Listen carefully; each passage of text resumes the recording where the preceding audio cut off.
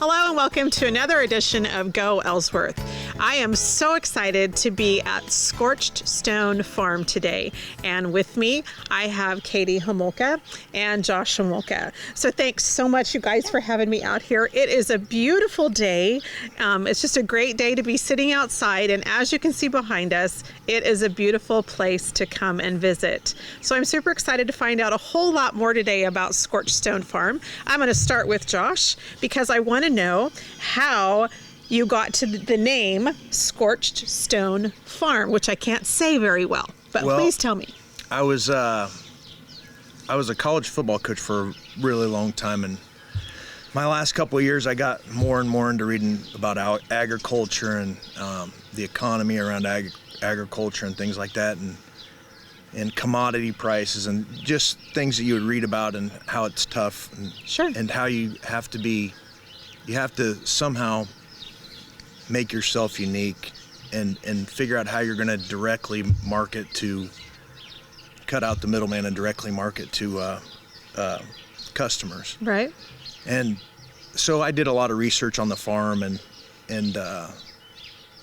looked at some things, and I think it's 2014 or 2015 we had an unfortunate fire right over here and burnt down one of the buildings. Burnt some of our equipment, and I mean it was a pretty devastating loss, and really we're still reeling from that a little bit. But if you look at the stone on that barn, and then we have a shed over there that we're still finishing from the fire, you can see that there's burn marks all the way around. And that, so those are from 14 to 15, and then that one is from 1931. Wow. So there's been a history where, you know, it's been a rise of the phoenix once or twice, so you got to rebuild and redo some things. So that's where I came up with the name. Scorched Stone. Yeah. Perfect. Yeah. I get it now. Yeah, it's literally scorched stone. So, yeah, it wasn't that overly creative, but it ties in history. Right. And gives a great story. Yeah. What a great story. I didn't know that. Yeah. See? I've already learned something. We're on a good roll already. Yeah, good. Tell me how long this has been in the family. This has been in the family since 1900s. Wow. And this house and the barn and the smokehouse and the chicken house and the tool shed were all built by Josh's great-grandpa in the 1900s. And he actually quarried all this stone up north of an old house that they had up north. And then in the fall, he built it all by himself. Wow. Each stone is 400 pounds, and you have a 400-pound rock, and then you have crushed rock, and you have another 400-pound rock. So we have 2-foot wide walls. Wow. That was considered their insulation in those years. So when this house gets cold, it gets cold. Right. So, yeah, it's been in the family over 119 years. That's amazing. Yeah. What a legacy. Yeah. It's just beautiful. Just amazing. All right, so let's talk about what there is to do out here and what you have to offer. So let's start with the beef. How about that? Let's start with the cattle. You have Wagyu beef. Yeah, we started with, Dad's always had commercial cattle forever, and I did some research and read about marbling of the Wagyu and different things like that. I mean, it was 4 or 5 years where I was reading up on this stuff, and I thought that would be a great way to increase your value of your product, and so we invested in 2 Wagyu bulls. We have 15 percentage Wagyu cows, and then we have the rest of them are commercial cows that will cross too also. And then we feed them out all the way till 30 months. The steers, we'll have some heifers for sale and things like that, but we do all of it right here, you know, locally done. They're on pasture until they're 24 months, 26 months, and then the last 90 days we'll put them on a grain ration we'll have a new feeding pen up close here, and that we're still working on. It's all work in progress, but it takes a very long time. So they're a little different. They're an old draft animal in Japan, so they're built a little different, and they take a lot longer to mature. And your regular steer's only alive 18 months, and you got to take these all the way to 28 to 30 months. But they'll have a finer texture. They don't have back fat. the fat goes directly back into the muscles. So, and the longer you feed them, and the longer they're, some people feed the full bloods till 36 months. So, wow. So it takes it's an investment. It takes some time, but we're also trying to do it at an affordable cost. We're trying to market something to a local economy here that can help a local economy, and we can put money back in the local economy. But we want a high quality product that you're not just going to find it at Walmart or maybe Dillon's. Sure. But we wanted it at an affordable price too. So sure. So we can pick up beef right here? We can. On our website, and we'll have more. You can we do quarters and halves and whole beefs that you can order, or we're getting to the point where we are going to start selling by the cut, and all that's going to be on our website, which is scorchedstonefarm.com. Okay. And it's a unique website. It's catered to farm to table people who have farms, and so it was built by the website's built by some people in Indiana that started a farm, and they actually curtail their stuff to the farming economy. So there's pickup points we deliver, and it's a unique website, but sure. And I think it's really functional for an area like this where Mom's over in Great Bend a lot, we're in Ellsworth a lot, Claflin, Hollywood, so there's a lot of Wilson. We drive through all those towns, so we can deliver them wherever you need be. Perfect. That's great. www.scorchedstonefarm.com. Yep. Very important. Or Facebook messages. Facebook works too, Yep. right? Again, Yep. Scorched Stone Farm. Yep. Just search Scorched Stone Farm and Perfect. follow us on there. Very good. All right. So speaking of farm to table, we can also do farm to vase.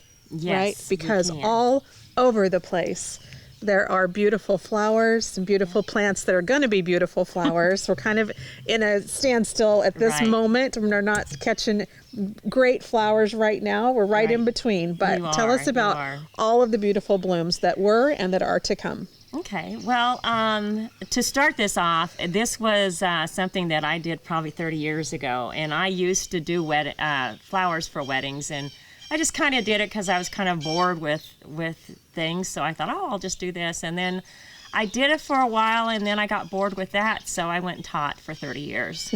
And then I decided I wanted to go back and do this again. But this time I wanted to grow my own flowers. And I do believe that my children thought, oh my God, she's gone crazy. Yeah. But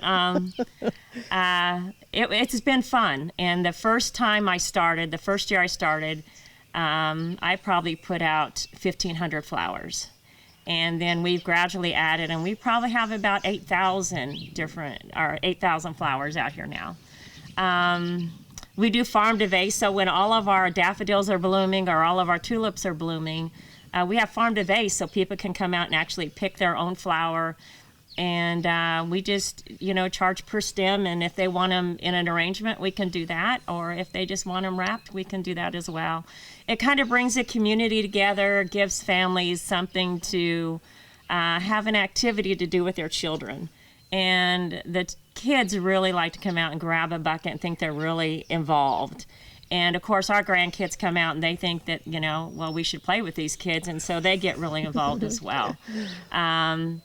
If you ever get on our Facebook page, Scorched Stone Farm, you'll see a lot of video of our grandchildren. We like to involve our family with it. Mm-hmm. And so this last time we did it, our grandson Riker got on and he talked about come out and, pick flowers with us. And so he thought it was really cool. And I think he had to have me do that about 3 or 4 times because he wanted it just perfect. Of course, that's perfect. And of course, Johnny Francis, she gets out and she helps us as well. And you'll probably see a video on there where we're pulling weeds and she's throwing them out as we're pulling them out.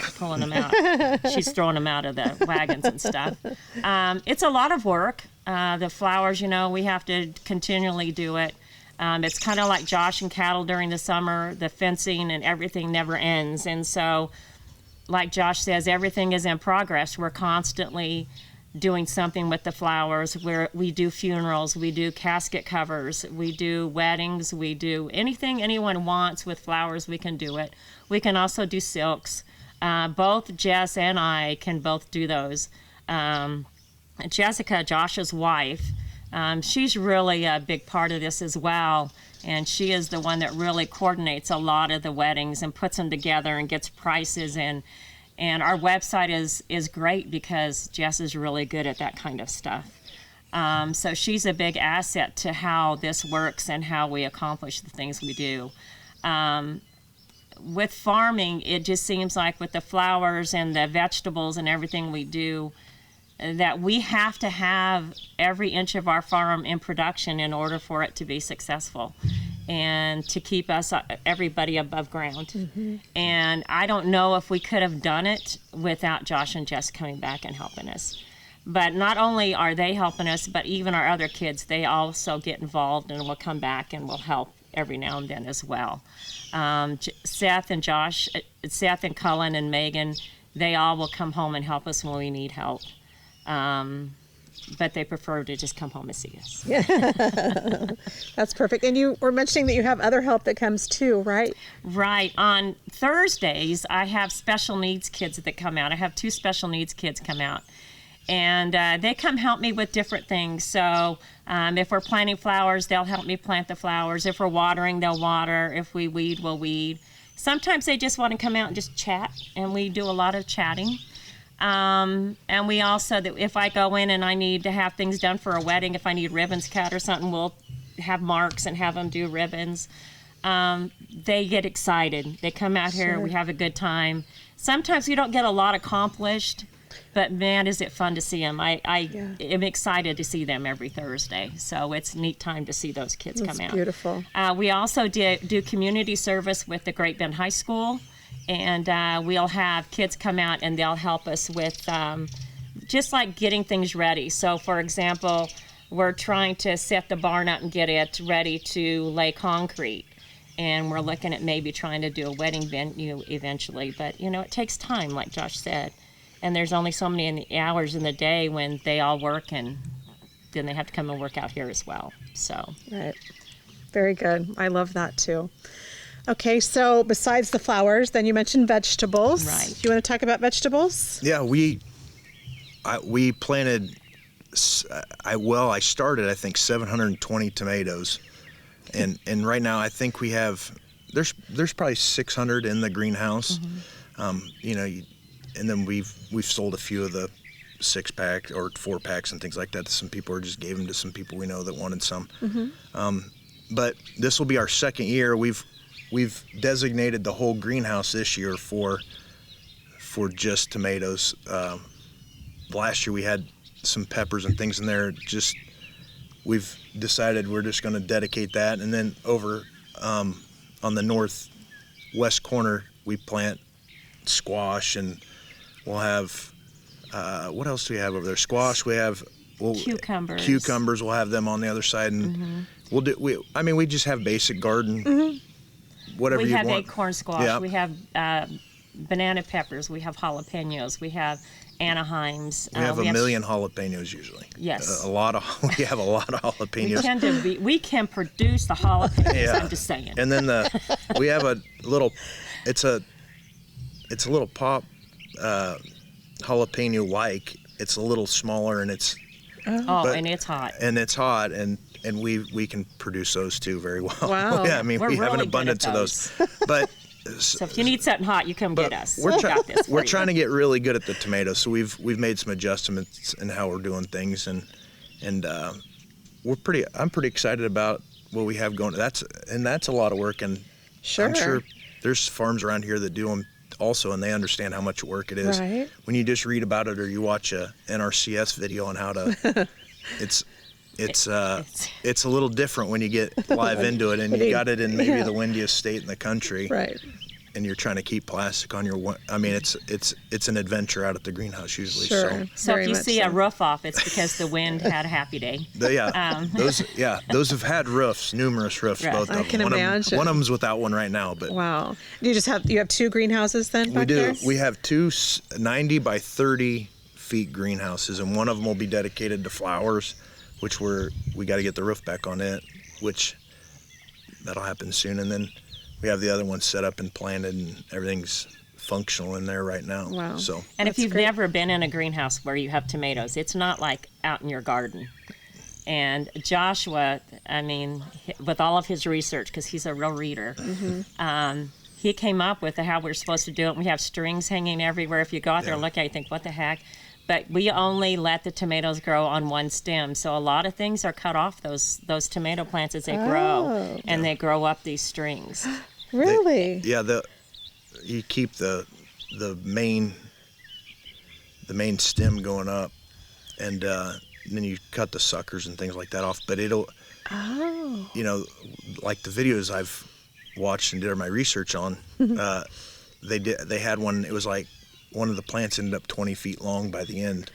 So they'll get tall. Yeah. Wow. And you have to move the strings, and you have to tighten the strings, and they'll grow clear up to the ceiling of the greenhouse. Yeah. Oh my goodness. It's like a jungle. It's a jungle by the time you're in it, it's That's a jungle. amazing. It is. It gets pretty interesting, but I bet it does. That's why Josh is such a good football coach too, right? Because he does all of his research. He's a real researcher. yeah. Yes. Well, I've dedicated a lot of time to that. So I started, football got to the point where you have to start thinking about something else. And really, farming was what I read a lot about. Perfect. Because football, when you're at the highest levels of college football, it's a lot of time. Sure. And you got to somehow make yourself not go crazy while you're thinking about all that. So you got to break it up. At least I did. Yeah. So I can imagine. Yeah. Well, I just would plug that we're happy that you're a Bearcat football coach. Well, So I'm happy to be there. I hate to take the focus away from Scorched Stone Farm, but it's a we're good happy community. Bearcats. It's a good community. Ellsworth County, Barton County. Yeah. They've been good to my family. So Yeah. It is a great place to be. It is. And, what was exciting to have them come back was, Jim and I were kind of struggling on the farm, and his dad had a few accidents that were pretty severe.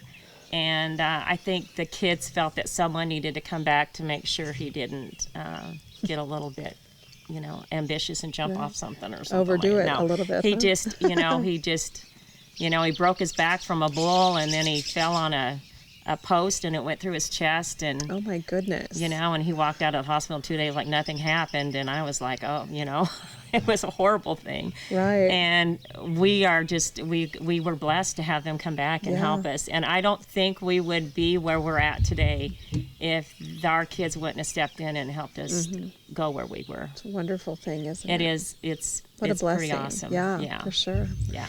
And you mentioned also then a pumpkin patch across the way. Yes. Right?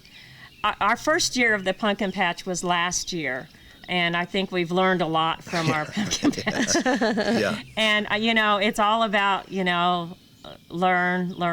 It's kind of like our tomatoes. And Jess, she'll say something about, those will pollinate. We can't put those together, and so we're really good about getting better about that. And so we're going to have a pumpkin patch over there. It's pretty big. It'll be a big pumpkin patch, and I think. It's another event that you can bring kids out to. We also had a painting thing where the kids could come out and paint pumpkins. Yeah. And then we made s'mores and did things like that out there. What's neat about this is they can come out into the country, and they can run, and they can do their thing, and we can still have an activity and explain why we do what we do. It's like the wedding venue. I'm really excited about it, but I know it's going to be a thing in progress, and people are going to have to be a little bit patient for us to get that done. But the hard part is, I think, for Josh and Jess and Jim, my husband, who actually this is his family's farm.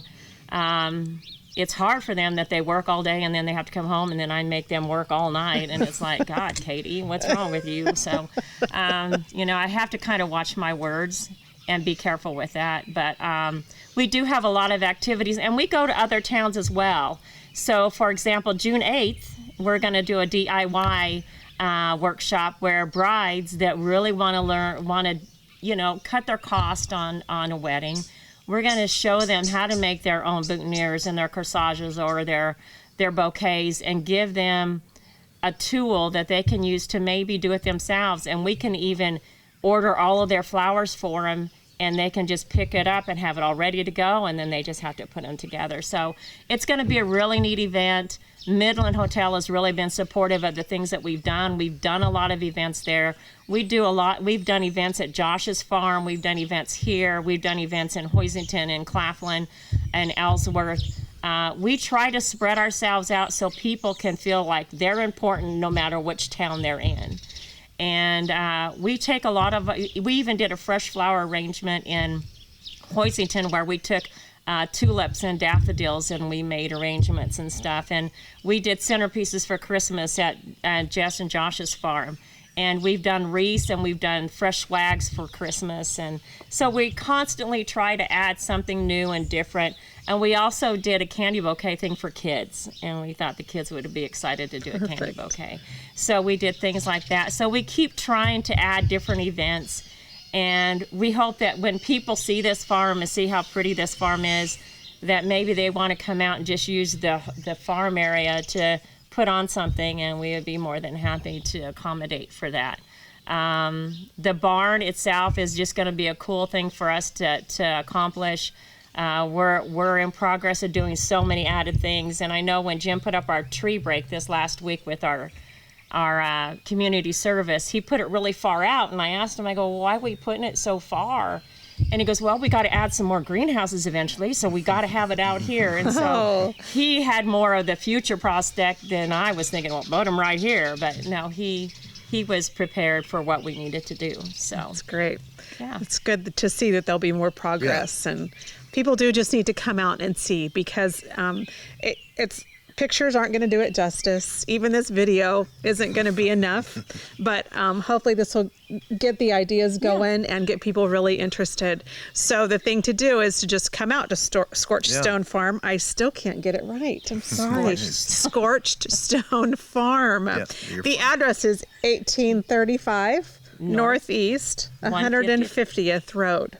Avenue, right? Yep. And the address is actually Holyrood, but we're just into Barton County. Right. And we're just kind of just 1 mile into Barton County. We're basically north and a little west of Holyrood. Yes. Or south of Wilson. Straight south of Wilson almost. Yeah, we're just 1 mile off of the blacktop, south of Wilson, right? Yeah. And if you message us or you call us on our phones, everything is on our page. If you just message us and you need to want to come out and look or want to have something, just call us and let's see what we can do for you and work it out and let you come see what we have to offer. And remember our Wagyu beef, because that's really a big part of everything that we're doing. It really helps us a lot to have people check out our beef site.